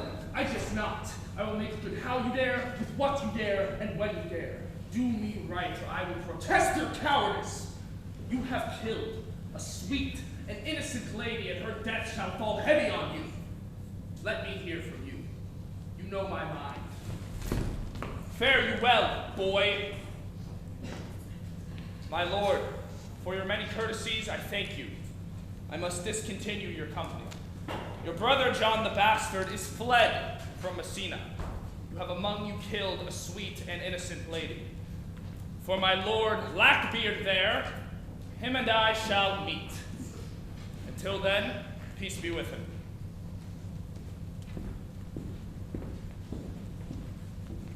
He is in earnest. Most profound earnest. And hath challenged thee. Most sincerely. But did he not say my brother was fled?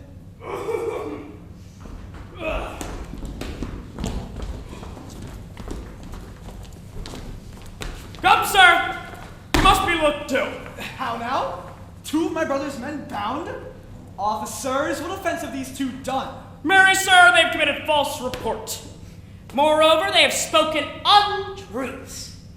Secondarily, they've belied a lady. Sixth and lastly, they are slanderers. And thirdly, they have verified unjust things. And to conclude, they are lying names!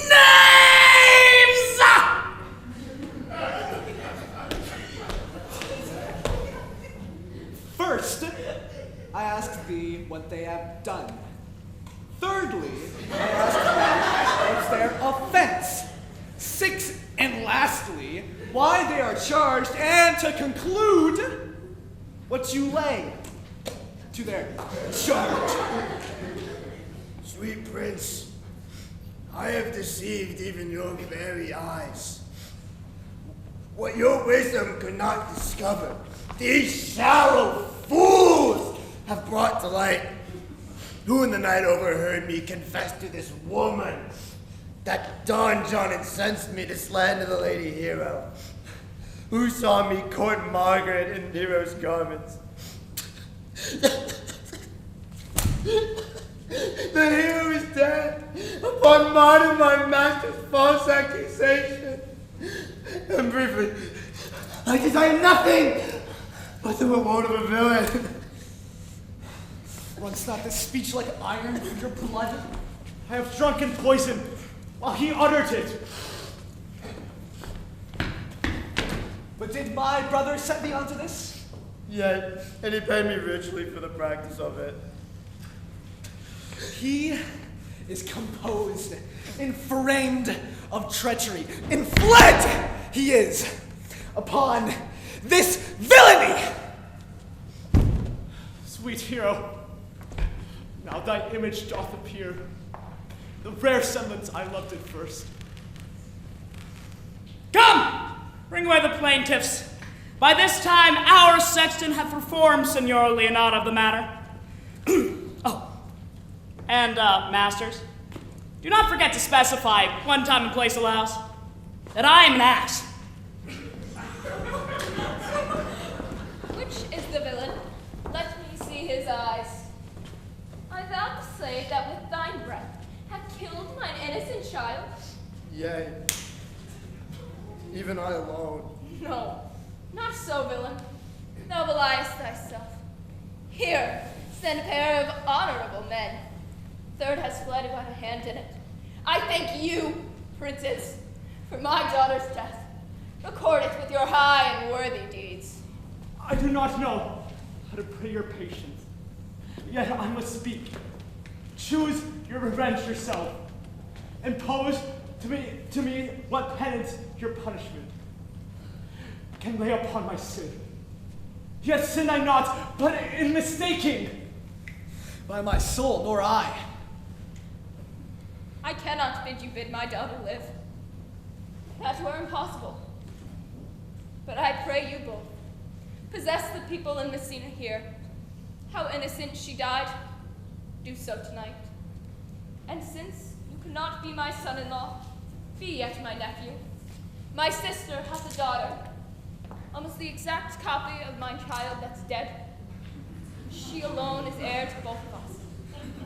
Give her the right you should have given her cousin, and so dies my revenge.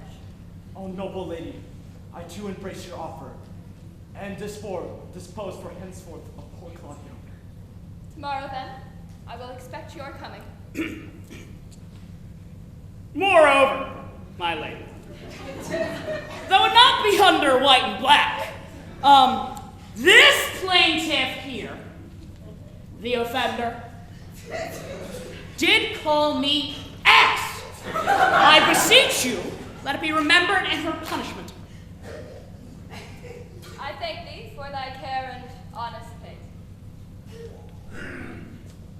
God save the foundation! Go, I discharge thee of thy prisoner, and I thank thee. God restore you to health! I humbly grant you leave to depart.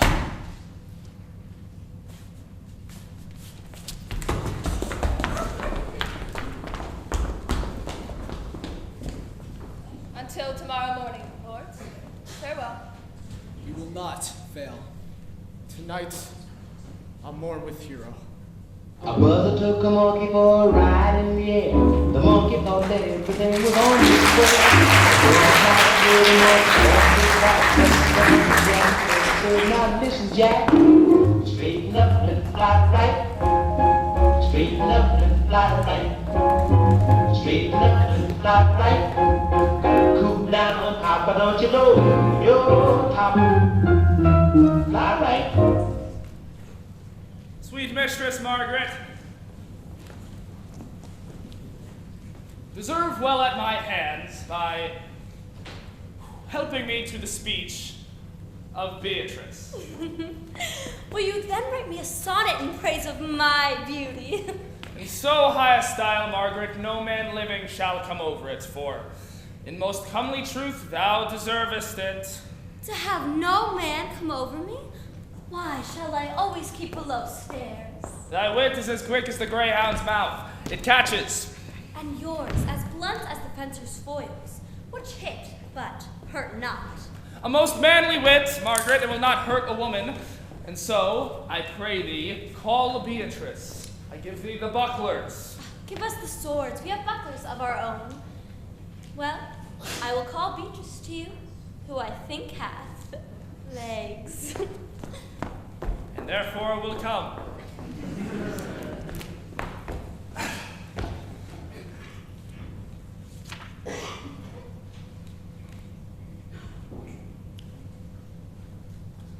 Thee,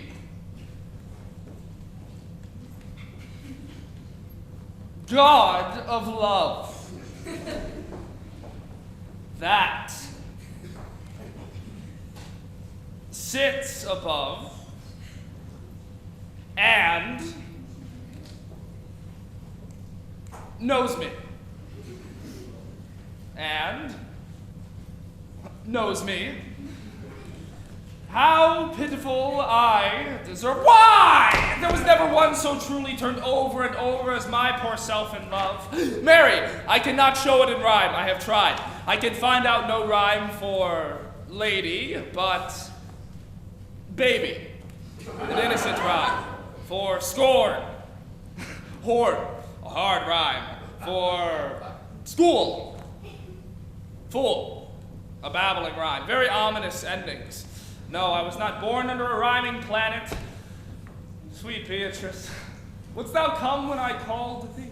Yea, Signor, and depart when you bid me. Oh, stay but till then. Then is spoken. Fare you well now, and yet ere I go. But let me go with that I came for, which is with knowing what hath passed between you and Claudio. Only foul words, and thereupon I will kiss thee. Foul words is but foul wind. And foul wind is but foul breath, and foul breath is noisome. Therefore I will depart unkissed. Thou hast frighted the word out of his right sense, so forcible is thy wit. But I must tell thee plainly, Claudio undergoes my challenge, and either I must shortly hear from him, or I will subscribe him a coward. And I pray thee now, tell me, for which of my bad parts didst thou first fall in love with me? For them all together, which maintain so politic a state of evil that they will not admit any good part to intermingle with them. But for which of my good parts did you first suffer love for me? Ooh, suffer love, a good epithet. I do suffer love, for I love thee against my will. In spite of your heart, I think. Alas, poor heart. If you will spite it for my sake, I will spite it for yours, for I will never love that which my friend hates. Thou and I are too wise to woo peaceably. Now, tell me, how doth your cousin? Very ill. And how do you? Very ill, too. Serve God, love me, and mend.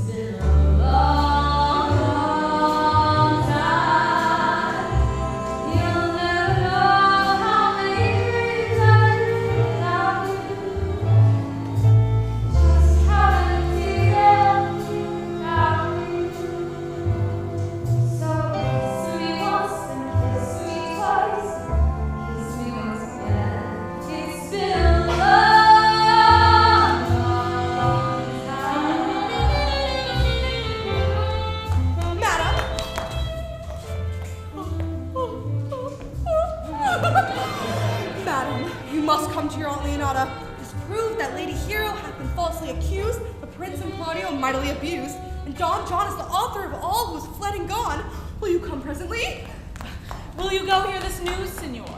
I will live in thy heart, die in thy lap, and be buried in thy eyes. And moreover, I will go with thee.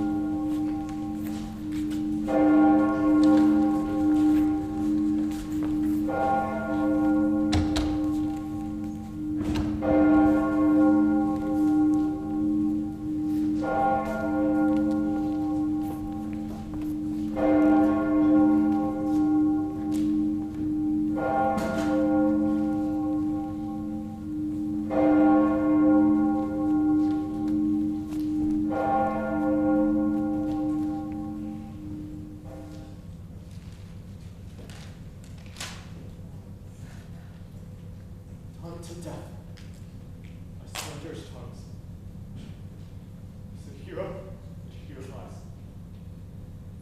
Yes, incurred of her wrongs, gives her fame, which never dies. So, life died. Shame gives them life. Glorious fame.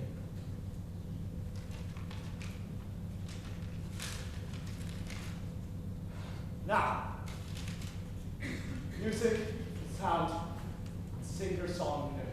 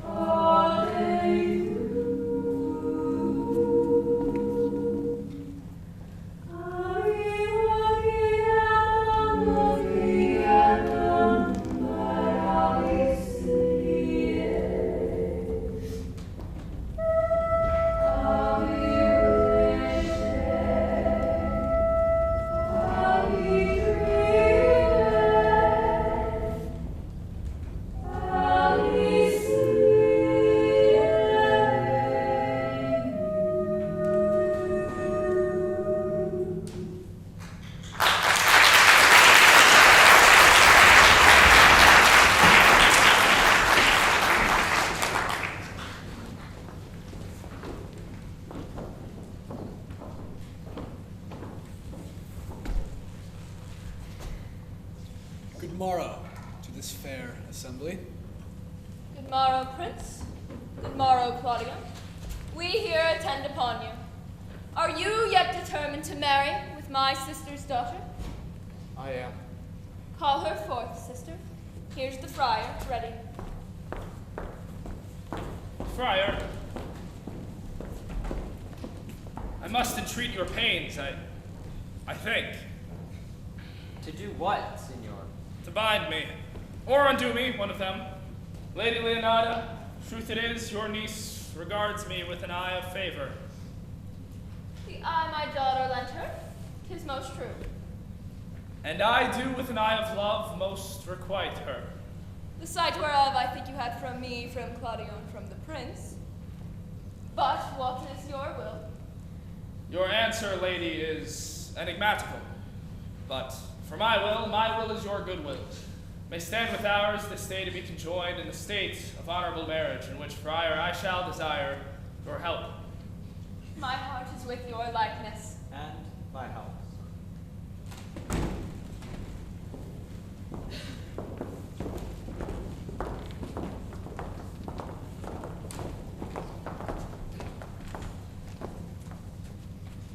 Which is the lady I must seize upon? That same is she. And I bring her to you. Why, then she's mine. Sweets, let me see your face. No, that you shall not. Before you take her hands and before this friar, swear to marry her. Give me your hands before this holy friar. I am your husband, if you like of me.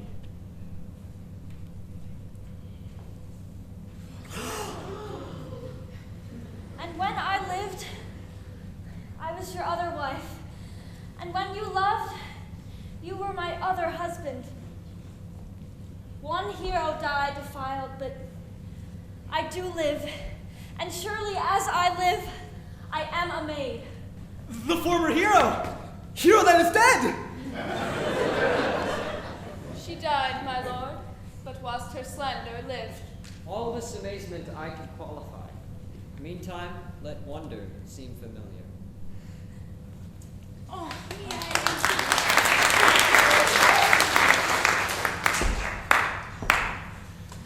Soft and fair, friar. Which is Beatrice? I answer to that name. What is your will?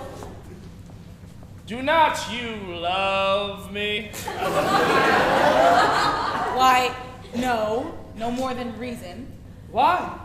Then your aunt and the prince and Claudio hath been deceived. They swore you did. Do not you love me? Troth. No, no more than reason.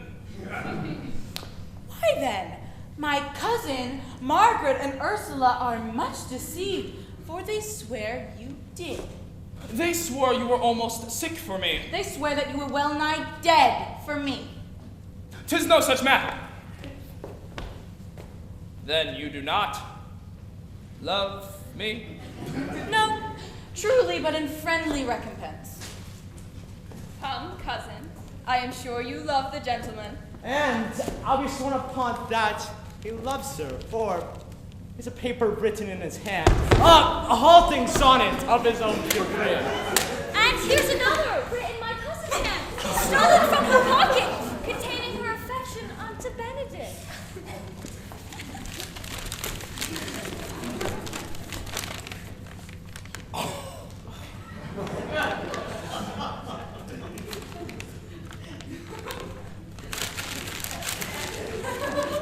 A miracle. Here's our own hands against our hearts. Come, I will have thee, but by this light I take thee for pity. I would not deny you, but by this good day I yield upon great persuasion, and partly to save your life, for I was told you were in a consumption. Peace! I will stop your mouth. For thy part, Claudio, I did think to have beaten thee, but in that thou art like to be my kinsman, live unbruised, and love my cousin. Come, come, we are friends. Let's have a dance, ere we are married, that we may lighten our own hearts and our wives' heels.